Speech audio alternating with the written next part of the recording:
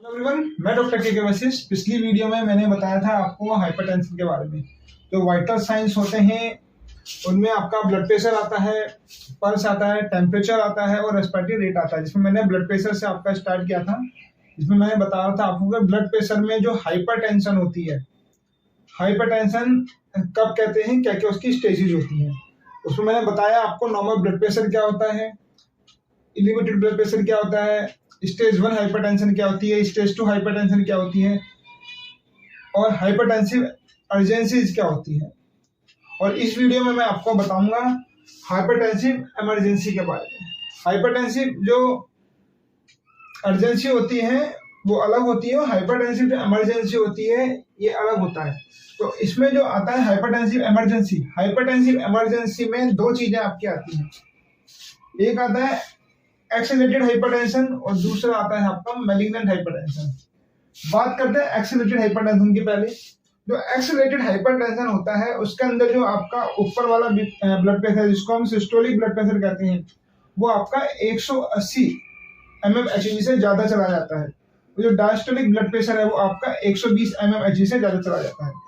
तो ये आपका हाइपरटेंसिव इमरजेंसी में आता है। लेकिन हाइपरटेंसिव इमरजेंसी में systolic blood pressure, diastolic blood pressure बढ़ता ही है, साथ में कुछ सिम्टम्स भी आपको आने लगते हैं। जैसे कि आपको सर में दर्द हो सकता है, आपको धुंधलापन नजर आ सकता है, साथ ही आपको कुछ फोकल न्यूरोलॉजिकल सिम्टम्स भी नजर आने लगते हैं। तो ये है आपका एक्सेलरेटेड हाइपरटेंशन। हाइपरटेंसिव इमरजेंसी का ट्रीटमेंट इमीडिएट करना होता है। हमें इमीडिएट पेशेंट का जो ब्लड प्रेशर है वो 20 से 25% कम करना होता है, नहीं तो पेशेंट को मेजर कॉम्प्लिकेशन होने का रिस्क होता है। बात करते हैं जो एक्सेलरेटेड हाइपरटेंशन है उसी में जो दूसरा आता है वो होता है आपका मैलिग्नेंट हाइपरटेंशन। ठीक है, मैलिग्नेंट हाइपरटेंशन हम कब बोलेंगे?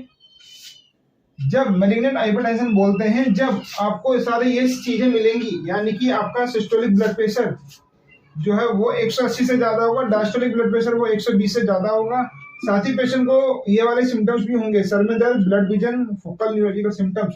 लेकिन इसमें एक चीज और आपका पेशेंट को बन जाती है, वो होता है पेपिलर एडिमा। पेपिलर एडिमा क्या होता है? ये होता है जो आपकी ऑप्टिक नर्व होती है, ऑप्टिक नर्व, इस ऑप्टिक नर्व में स्वेलिंग आ जाती है, सूजन आ जाती है। ये ऑप्टिक नर्व आपको आपकी आई को आपके ब्रेन से कनेक्ट करती है। तो इस ऑप्टिक नर्व में स्वेलिंग आ जाती है जिसकी वजह से आपको पेपिलर एडिमा बनता है।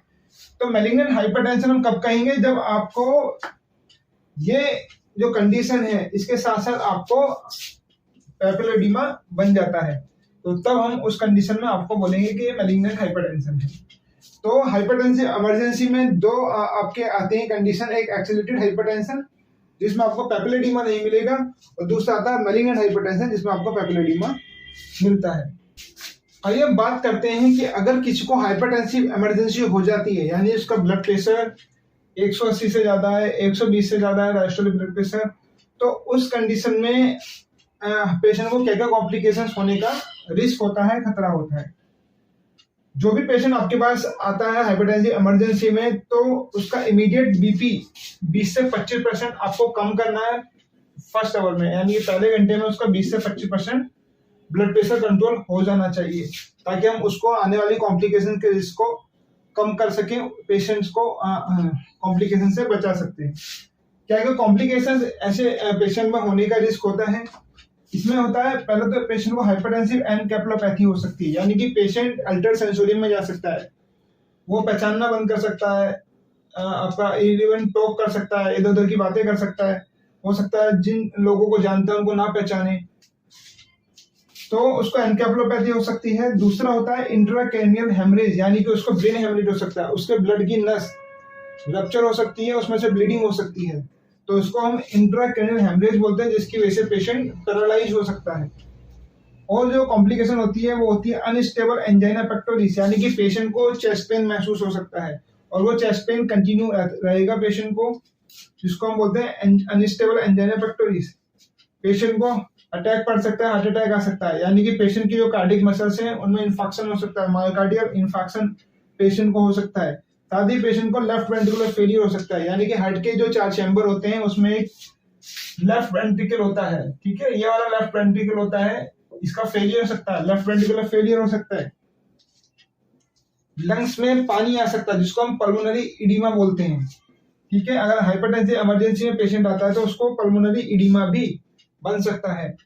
साथ ही पेशेंट को और क्या हो सकता है, हाइपरटेंसिव इमरजेंसी में आता है तो डिसेक्टिंग एओर्टिक एन्यूरिज्म उसको बन सकता है पेशेंट को। प्रोग्रेसिव रीनल फेलियर, पेशेंट को किडनी फेलियर हो सकता है जो कंटिन्यू बढ़ता चला जाए।